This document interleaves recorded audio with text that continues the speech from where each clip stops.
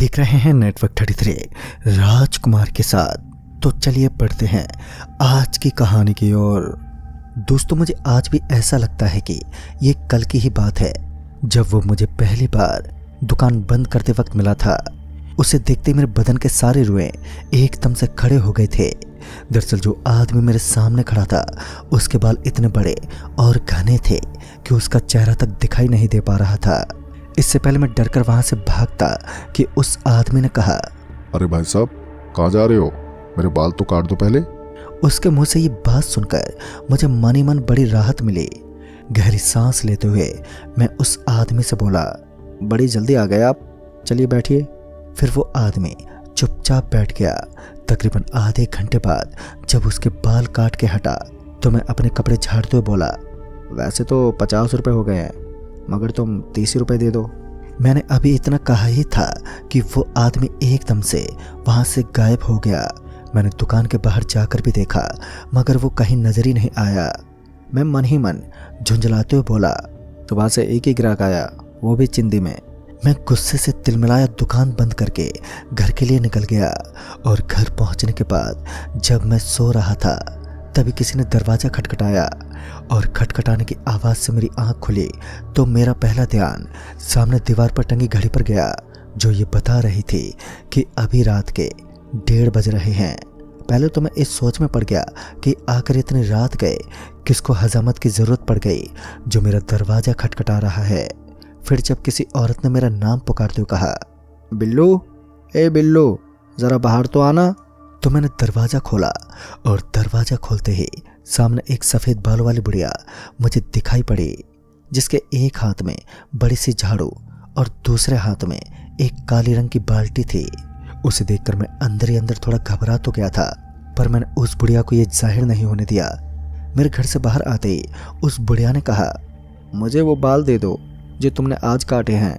पता नहीं क्यों ना तो वो बुढ़िया कुछ ठीक लग रही थी और ना ही उसकी बातें। मैंने उस बुढ़िया से पीछा छुड़ाने के लिए ये कहते हुए दरवाज़ा बंद कर लिया कि मैं अपने ग्राहक के बाल नहीं बेचता हूँ। मगर मेरे मना करने और दरवाज़ा बंद करने के बावजूद भी वो बुढ़िया वहाँ से हिली नहीं और फिर से दरवाज़ा पीटते हुए बोली, तुम जितने चाहो उतने पैसे ले लो, मगर मुझे अभी वो बाल दे दो।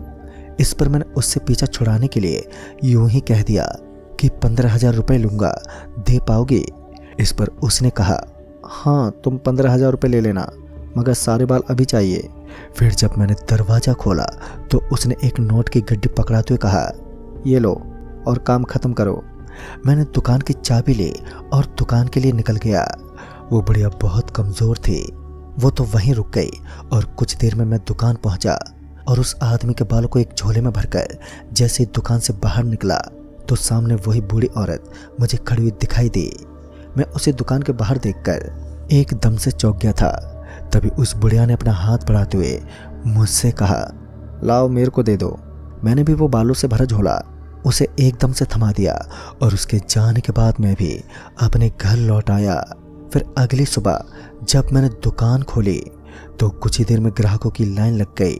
चूंकि रविवार का दिन जो था और लोगों की हजामत बनाते बनाते दिन कब डूब गया मुझे पता ही नहीं चला। शाम से रात के 9 बज गए मगर अभी भी 2 ग्राहक बैठे हुए थे। तकरीबन 10 बजे जाकर काम से फुर्सत मिली तो मैंने एक बीड़ी जलाई और अभी मैंने बीड़ी जलाई ही थी कि फिर से वो कल रात वाला आदमी वहाँ पर आ गया। पर हैरानी वाली बात तो ये थी कि उसके बाल एक ही दिन में उतने ही बड़े हो गए थे जितने कि पहले थे। वो चुपचाप कुर्सी पर जाकर बैठ गया। मैं ये तो समझ ही गया था कि ये फिर से बाल कटवाने आया है, लिहाजा मैंने डरते डरते ही उसके बाल काट दिए। और बालों के कटते ही वो आदमी बोला, इस बार मेरे बालों का सौदा मत करना, समझे? ये बोलकर वो आदमी वहां से चला गया और उसके जाते ही मैं भी अपने घर के लिए निकल गया। पूरे रास्ते में उस आदमी के बालों को लेकर सोचे जा रहा था। साथ ही मुझे ऐसा लग रहा था कि वो डरावनी बुढ़िया फिर से बाल खरीदने आएगी। फिर जब मैं घर पहुंचा तो 1:30 बजने का इंतज़ार करने लगा, क्योंकि वो बुढ़िया पिछली रात 1:30 बजे ही आई थी। और जैसे ही घड़ी में 1:30 बजे कि मेरा दरवाज़ा फिर से किसी ने ज़ोर से खटखटाया, मैं समझ गया था कि वही बुढ़िया है, मगर मैं चुप ही रहा। फिर उस बुढ़िया ने मेरा नाम लेकर पुकारा तो मैंने दरवाज़ा खोला। मेरे दरवाज़ा खोलते ही वो बुढ़िया मुझसे बोली, ये लो पैसे, मुझे आज भी उसके बाल दे दो। मगर इस बार मैं बाल बेचने के मूड में नहीं था, क्योंकि मैं इतना तो समझ ही गया था कि ना तो वो आदमी आम इंसान है और ना ही ये बुढ़िया। अगर मैं इनके झमेले में पड़ूंगा तो मुझे पछताना ही पड़ेगा। इसलिए मैंने ये कहकर दरवाज़ा बंद कर दिया कि अब कोई सौदा नहीं होगा। मेरे दरवाज़ा बंद करने के बाद भी वो बुढ़िया दरवाज़ा पीटती रही, मगर मैंने दरवाज़ा नहीं खोला। वो बुढ़िया रात के 3 बजे तक दरवाज़ा पीटती रही। फिर अगली सुबह ही मैं गांव से बाहर चला गया, ये सोच कर कि कुछ दिनों में ये मामला अपने आप ही सुलझ जाएगा। मगर जब मैं 2 से 4 दिनों के बाद लौटा तो उसी रात फिर से वो बुढ़िया दरवाज़ा पीटने लगी। अब मुझे घबराहट होने लगी थी। खैर मैंने दरवाज़ा तो नहीं खोला, पर सुबह होते ही मैं गांव के ही एक ओझा से मिला।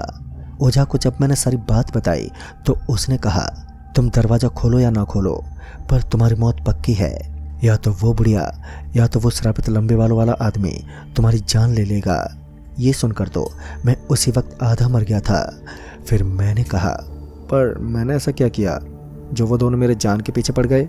इस पर उस ओझा ने कहा, वो बुरी आत्माएं हैं तो उन्हें इससे कोई फर्क नहीं पड़ता कि तुमने कुछ गलत किया है या नहीं, वो तो बस अपनी शक्ति बढ़ाने में लगे हैं। इतना सुनते ही मैं एकदम से बोला, वो क्या उपाय है? तब उस ओझा ने बताया कि कार्तिक पूर्णमासी को तुम्हें उस आदमी के बाल और उस बुढ़िया के बालों को ब्रह्म मुहूर्त यानी कि रात के ठीक 3 बजे गंगा नदी में विसर्जित करना होगा। हालांकि ये इतना आसान नहीं होगा, पर अगर तुम ये सही से कर लोगे तो बच जाओगे। ओझा ने जो बातें बताई वो इतना मुश्किल तो था नहीं, क्योंकि उस आदमी के बाल वो पहले से ही मेरी दुकान में थे, पर उस बुढ़िया के बालों का इंतजाम करना था। और दूसरी बड़ी समस्या ये थी कि कार्तिक पूर्णमासी में अभी 7 दिन का वक्त शेष था। आगे उस ओझा ने हिदायत देते हुए कहा कि देखो, अभी 7 रोज हैं पूर्णमासी में, हो सकता है कि वो दोनों मौका मिलते ही तुम्हें मार दें, तो तुम सूरज ढलने से पहले ही गांव के शिव मंदिर में चले जाना, और चाहे जो भी हो जाए वहाँ से सुबह से पहले बाहर मत आना। ये सब जानने के बाद पहले तो मैं दुकान पहुंचा, जहां से मैंने उस आदमी के बाल लिए, और फिर घर आकर ये सोचने लगा कि उस बुढ़िया के बाल कैसे लूं। घंटों तक सोचने के बाद भी कोई उपाय नहीं सूझा। शायद मौत का खौफ इस कदर हावी हो गया था कि मुझे कुछ सूझ ही नहीं रहा था। कुछ तो सूझा नहीं, पर इसी भी सूरज कब ढल गया मुझे पता ही नहीं चला। अब डर इस बात का था कि आज रात जब वो बुढ़िया आएगी तो क्या होगा। डर के मारे मैं छटपटाता रहा, और ऐसे करते करते रात के 1:30 बज गए और वो बुढ़िया एक बार फिर से दरवाज़ा पीटने लगे। पर इस बार वो बहुत गुस्से में लग रही थी, क्योंकि वो दरवाज़ा बहुत ज़ोर ज़ोर से पीट रही थी, और मैंने ना चाहते हुए भी दरवाज़ा खोलने की हिम्मत की। दरवाज़ा खोलते ही वो बुढ़िया बड़े ही गुस्से में बोली, वो बाल देते हो या नहीं? इस पर मैंने कहा, हाँ हाँ क्यों नहीं, आप अंदर आओ, मैंने वो बाल आपको देने के लिए दुकान से ले आया हूँ। मेरे इतना बोलते ही वो बुढ़िया शांत हो गई और घर के अंदर आई। फिर मैंने कुछ बाल रखकर बाकी के बाल उसे पकड़ा दिए, और जैसे ही वो बाल लेकर पीछे पलटी तो मैंने अपनी हाथ की सफाई दिखाते हुए चुपके से उसके बाल काट लिए, और उस बुढ़िया को पता तक नहीं चला। वो बुढ़िया तो चली गई, मगर मुझे अभी भी डर लगा हुआ था। पर किसी तरह रात बीती और मैं उन दोनों के बाल लेकर गांव के शिव मंदिर में जाकर बैठ गया, और अब मुझे इंतजार था तो कार्तिक पूर्णमासी का। उसी रात जब मैं मंदिर में बैठा भगवान को याद कर रहा था कि मंदिर से कुछ ही दूरी पर वो बुढ़िया नजर आई, जो मुझे अपने पास बुला रही थी।